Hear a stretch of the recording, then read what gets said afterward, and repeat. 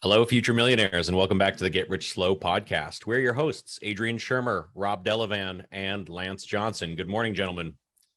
Good morning. Good morning. Today, we're going to continue our series on the home buying process, and we're pooling a lot of this data. Once again, this is a great data set to use because it's real numbers from the industry. The National Association of Realtors has a pool from July 2020 to June 2021. They recycle this every year. And we're going to be looking into the home search process itself today. So it's an important part, obviously, of what we do is helping people find homes, but how do you do it? Right. And the article, it's called the 2021 Highlights from the Profile of Home Buyers and Sellers.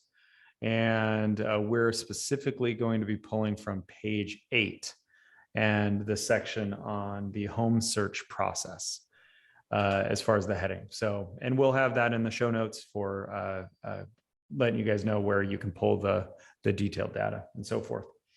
I wanted to share with you guys a success story this week. We're right in the middle of spring ramp up, we're in tax season. We're also in hot buyer season for homes. This is across the country. Also, of course, in the Portland metro area where we primarily work. It has been hot. We had 3 listings go live the second half of this last week, and all 3 of them were in contract by the end of the weekend above list price. 3 for 3 this week. So we'll see where we end up next week, but that seems to be the trend at the moment. So we're cooking. For upcoming events, please go to roi-fa.com/events. We have a number of things that we're working on, from little client wine events to we have a movie theater event coming up where we're inviting past clients and so forth to come and enjoy a Saturday with rubbing elbows with us and all of our fellow folks, and amongst others. So just go to roi-fa.com/events for that. And that will also be in the show notes. And lastly, for our websites, we have the roi-fa.com, delavan-realty.com, and directorsmortgage.com /Adrian Shermer. All right, in today's episode, we're going to be discussing, as I mentioned, the home search process. Once again, this is stats from the National Association of Realtors. This data set is from July of 2020 to June 2021. They do this every single year. We're looking forward for the next set coming up as well, especially as quickly as things have been moving in this marketplace. We want to get that updated data, but this is finally getting us some post-COVID chunks so that we can really see how things are starting to settle. The information that's provided supplies an understanding from the consumer level. It's actual trends that are currently transpiring. And just as a reminder, this is part 3 in an 8-part series. So Rob, based on the statistics on page 8, home search process, the first section or paragraph, 41% of recent buyers' first step in home buying process began online looking at properties for sale. What websites would you recommend for your buyers looking at to get a more real-time look at buying houses? Can you comment on that? Yes. So where most folks go, just due to popular culture at the moment, there's a website that starts with a Z, and it can be very frustrating. What happens is there are listing feeds from the local listing services. Ours happens to be rmls.com. That's the real-time information as real estate brokers put it in, update things, and so forth. It's real time. These other syndicated websites don't always have the updated information directly, or they pay for a cheaper feed than the listing services would like. And therefore, you'll see something that maybe was pending a day or 2 days or 3 days ago, often on different sites, and is listed as active. And it's frustrating for buyers. is, oh, this is the perfect house. And they don't know that it's Yeah. been off the market for 4 days. They missed I've the gotten boat that email far too many all the times. time. That's All a the good time. one. That's a good one. It's not available anymore, but that's a really good choice. Right. And then building on that, the other piece is just shopping online. They're saying, oh, that house was listed for 550,000 as an example. And that's totally within my budget. Well, maybe their budget's up to 575. And this house actually went for 650. And that's also frustrating. So going directly to the feeds are the rmls.com. We tend to set up a direct search that will come out as often as daily. That would be, hey, here's the area and the parameters that you set up. And this will give you everything that fits within those parameters. The second piece is it's actually not a website. We like to use HomeSnap. It's an app. And it started a number of years ago with this app, this idea that you could open up the app and your phone camera turns on, and you can point it at the front of any house in the country throughout the United States, and you get then immediately it'll cross-reference and give you the address and all of the data on that property, including recent sales, listings, all the data that they would need and valuations, which is pretty cool. What's fun about that app also is we send out a branded app to all of our clients, and any realtor across the country can actually do this. They will send it out. It's branded. If the client likes it, it's a real-time feed, just like rmls.com. And they can flag the properties that they like, and their real estate broker gets notified, hey, these are the properties that we want to see. So that's usually the process. Typically that requires having a little bit of engagement there, Lance, versus just going to the random sites that we all maybe know and love, but we kind of love to hate because it's frustrating.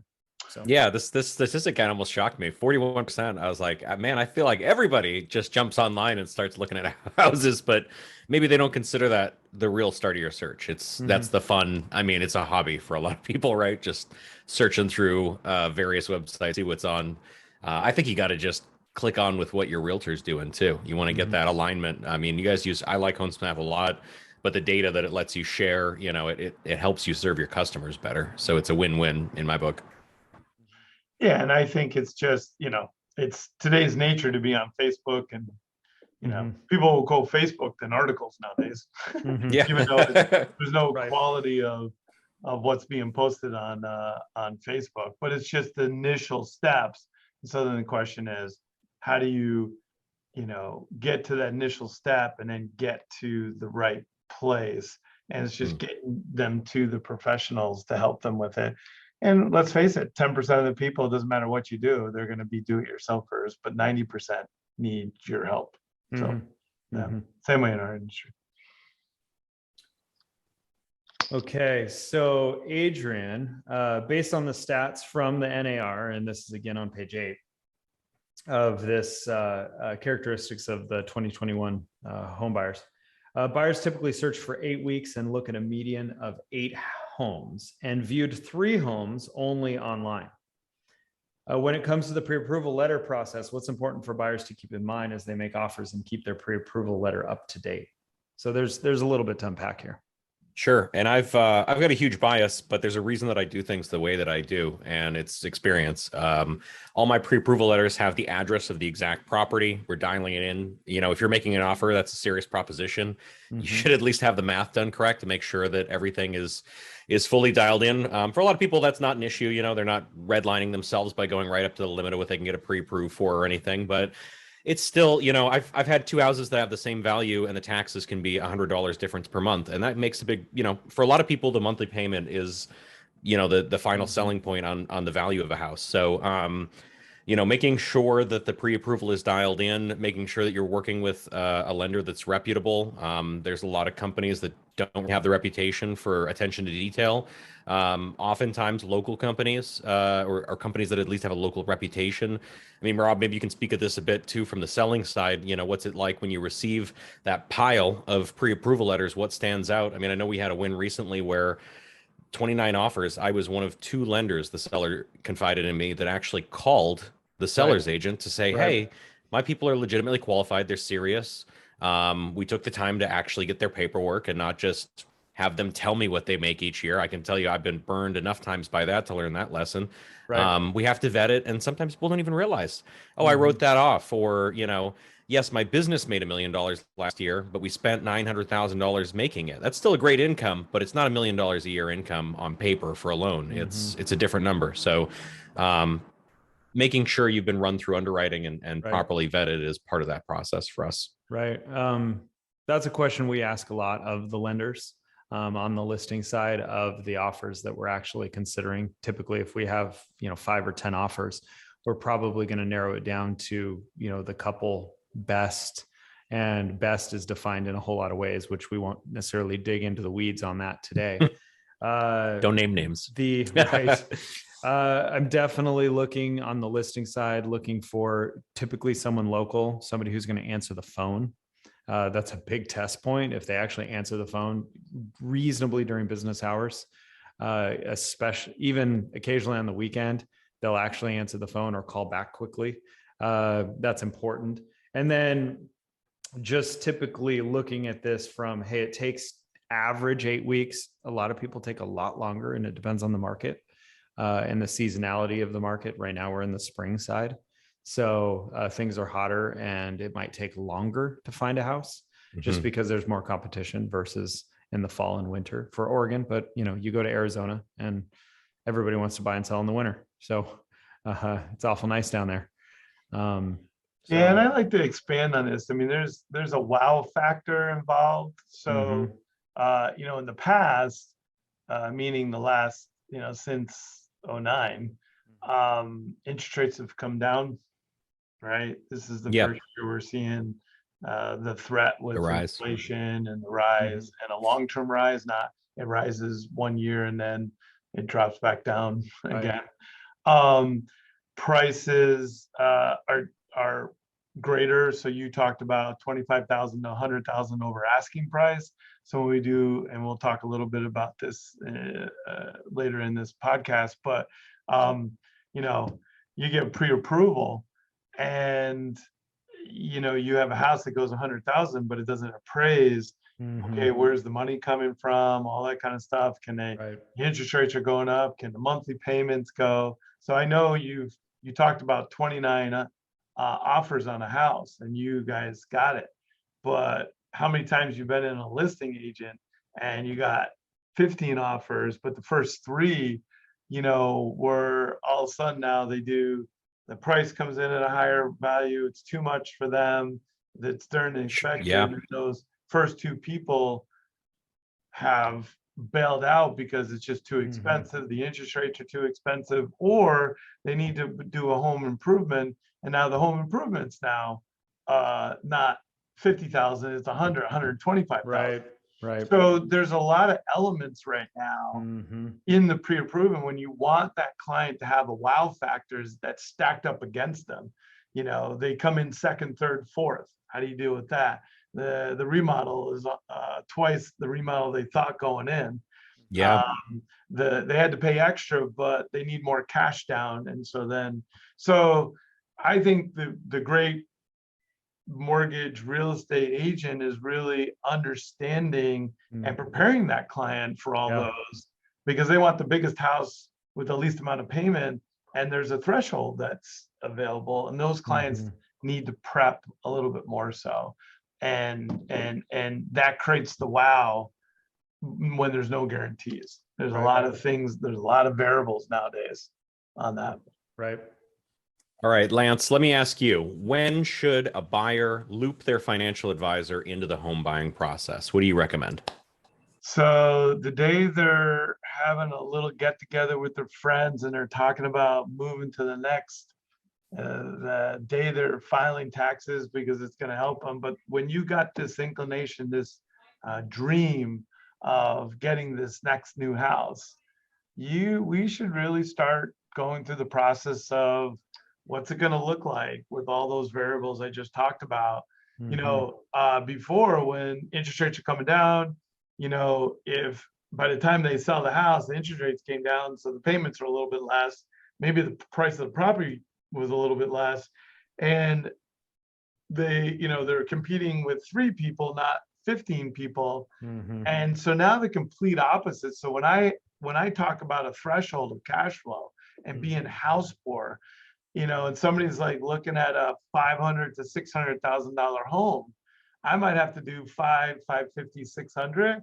But now that $600 home comes in at 7, and if you Right. got it, so now it's 650, 700, and then all of a sudden interest rates are not coming Right. down, because if they came down, it's a little bit better. But if they go Yeah. up, it's a little bit worse. Sure. There's a lot more scenarios to Mhm. really know what a client's threshold. Right. And Rob and Adrian, have you been in a position where client goes in, they want a $600,000 house, they found the house of their dreams, they were 15 people, got an accepted offer, and then said, oh my goodness, this is a lot more expensive than I thought. Right. And have you ever been in a situation where they had to bail out Yeah. because it's just too much? Right. And so I think the more you can run these scenarios sooner than later, you want to create a wow factor for the client. You want it as smooth as possible. Mhm. Yeah. And you want them to know, it's always funny to watch Property Brothers and be like, oh, that's going to cost us $13,000 to redo the termite damage that we didn't know about in the Sure. inspection, which is interesting. Right. Like, it's always amazing to me that Yeah. these events occur, and Right. that's what's happening now. Right. Well, and of course, the fun part about that is, TV is not exactly reality, because we're generally able to find those things. And not all results are going to be the same for everybody in that scenario. With that said, it's fun to have these conversations from a financial advisor standpoint, because what you're really, the way I translate that into the real estate world, Lance, is you're exploring like the tolerances, kind of the margin, and you have to, as somebody who's looking to buy or sell, or frankly do anything in the real estate world, build wealth, if you will, one way or the other, or try not to lose, depending on everybody's Same. situation. So what ends up happening is if you're right up against that tolerance of just, this is as good as we can get, and if interest rates change 1/8 of a point, we just can't do it. We probably need to circle back around to do another lap or 2 with the financial advising side. It's just reality. You don't want a client to buy a house and have buyer's remorse. And Mhm. before, property values were going up, interest rates were coming down. So, if you had a delay of 60 days to close versus 30, just Mhm. because of whatever reasons, or you had to do a remodel, and we know, a remodel takes, a 3-month remodel takes 6 months now, and Right. by the time you get done with the 6 months, it's not up 10%, it's up 30%, 40%, Right. Right. and at the end of the day, we're coming up against these different scenarios that really get people quicker to their threshold. And what you don't want to do is have a family of 4 or 5 that can't play sports, can't do all these things, vacation, and it's all work, no play, Right. and they're house poor. You just never Right. want to put a client in that position. Or let me put it this way: if you did, how many referrals are you going to get? Not very many. Right. Yeah. So, Yeah. It's an interesting conversation, just because, and we've talked about this before, pulling in that financial advising, exploring those tolerances from a cash flow standpoint. The house side, like, my main portion is really just going out and doing your homework with your feet, by walking through and figure out what your dollar will get you today versus tomorrow versus yesterday. And then really the financial and the lending is just because you could afford it up to that very top dollar. Yeah. Does that really mean, is that where you want to live, or do you want to be somewhere in that middle? And it's just, I don't know, it's just being prudent. Yeah. Well, and part of the home process is, people will say to me, like, the 41% is, yeah, I started looking for a house. I'm like, Mhm. online. I'm like, you're not looking at a house you're not really ready to buy. because at the end of the day, if you're 15 to 25 potential buyers for that house, it doesn't matter. There's only one buyer. Right. And everybody else is in second place or worse, right? It doesn't Right. matter whether you're third, fourth, fifth, or sixth. Right. You just Yeah. want one. You're just not. The other Yeah. thing too is nobody puts the bad pictures on, online.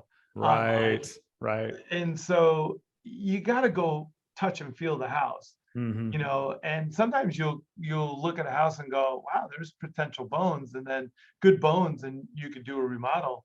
And then I think there's also, man, sometimes you're just getting the best pictures, and what's behind the other side of the room. Right. Yeah. Right. Yeah. It's like, where'd you put the camera? This thing looked Yeah, like a exactly. cathedral and it's a closet.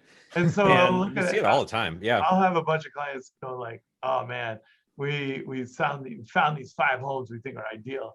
And I'm like, all right, the meeting after those is how many were good? 1. The rest of them were terrible. You don't see online what Right. what the mess was behind the scenes. Yeah. And so Yeah. you got to kind of touch and feel Right. and go out and look at those properties and see what's Right. really out there. Love it. Okay, so that's a wrap on our home search process 2021. Stay tuned for our next episode in this 8-part series. The next one, it'll be episode 4. We'll be learning about home buying and real estate professionals. So that'll be an interesting one. You guys can put me on the hot seat. Love it. Until Love it. then, I like to do that. you do. It's always fun. Until then, thank you all for listening, and we'll see you on the next Get Rich Slow podcast.